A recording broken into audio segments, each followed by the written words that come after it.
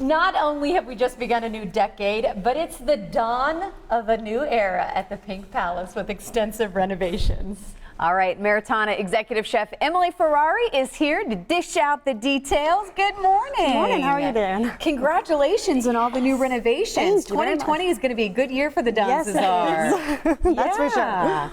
So give us a little lowdown. I know you're cooking some redfish for us. Yes, I am. Say the restaurant that people have known and loved for years is putting a new twist on the menu.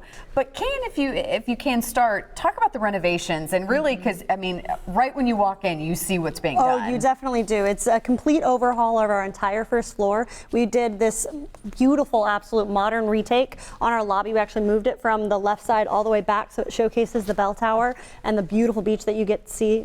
And then when you go ahead and walk into Maritana, it's kind of like a little speakeasy little entrance and that's into kind of the 1920s theme, right? Exactly. We wanted to go ahead and play off that Gatsby era from the hotel, but bring it into the modern era. So it's this absolutely beautiful, beautiful decor, decked out in brass and gold and navy, and then of course fantastic. it's right there on the beach. Got the best location in town, really. So Definitely. Well, so you were talking about how it looks. People were talking restaurants, so we want to know how it tastes. Let's talk about the little spin on the menu and kind of describe what you're doing now, which is a little different than maybe what people have seen in the A little bit from past. before. But prior, we were always been seafood heavy at the Maritana, so we still wanted to go ahead and keep that locally sourced product, but we wanted to put a wonderful Mediterranean spin on it.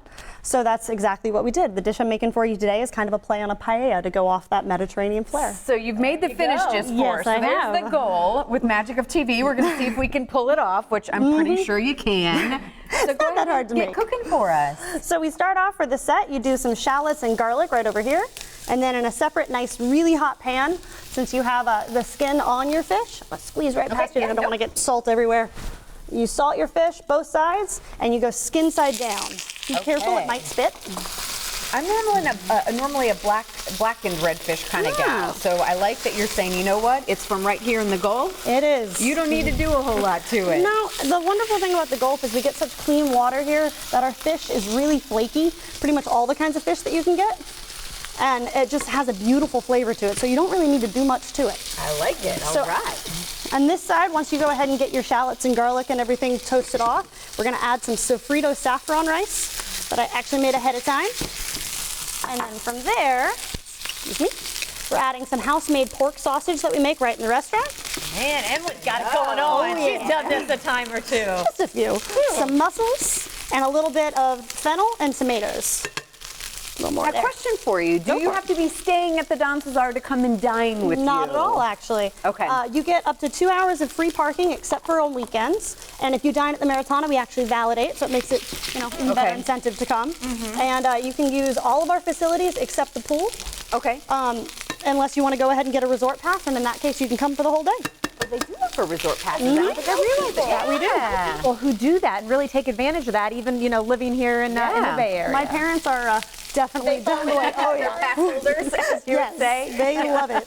Not just because I'm their daughter that works there. Well, that helps. I'm sure they're very proud. Oh, they are. I'm just going to add a little extra salt to the flesh side there.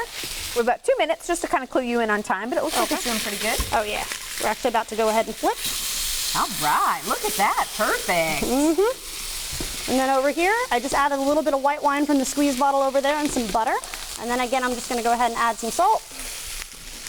Now, I hate to jump to dessert, but I hear you guys have also done some changes to the ice cream down there. We have. Our Uncle Andy's, we actually moved it. It used to be underneath the ramp. Okay. We actually moved it to the beach side so that you get this wonderful, beautiful entrance when you come into it. And you can see the water from there. Yeah. It's also increased the size of it, about twice as big as it was before. Because people like their ice cream. We also have so much more that we offer there now. It's a beautiful, beautiful space that we went ahead and decked it out with. Okay. It's decked out in pink and white and reminds you of old school ice cream shops. All right.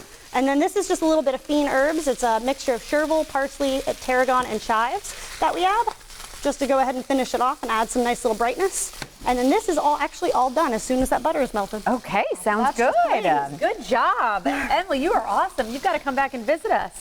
My pleasure. You guys should come in for dinner. I think that's a good idea. Okay, so of course we talked about this dish. Yep. Just give an idea of what some of the other dishes, because you said it was Mediterranean. Yes. So in case people want to come out there and visit you, before we share with you again where you're located. So the other wonderful dishes on our menu are Wagyu beef pappardelle, because we do have a lot of pastas and things like that on our menu. It's fantastic. We have a wonderful vegetarian dish that I came up with. It's a pear and squash pasta. And all of these things are kind of limited right now because our menu changes seasonally. So it's going to be changing again actually probably end of February, beginning of March, right in there. So I definitely recommend come out as soon as possible. Yeah, I would say between the pictures, the location, the new vibe, the menu, we're sold. All right, can we plate it up here before we get out? Yeah. Go into commercial break. Time will tell. I know. So I use mine in a ring mold for the restaurant just to keep it nice and pretty, but you can obviously just, if you wanted to do this at home, just plate up any old way. But we just do a little bit right there. Remove your ring mold. Look at that. That's how they do that. Oh yeah. Tricks of the industry. Probably shouldn't show them. Nah. Then you do your fish right on top.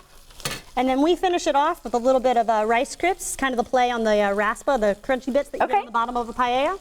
This is a tarragon nage that we do right on the side. All right, Emily, you're too good. You know what that means? You got to come back. Yes, my pleasure. And voila. She did it. We'll dive in. We are out of time. Thank you so much. Congrats again on it. It's going to be a fun year coming up. I think so too.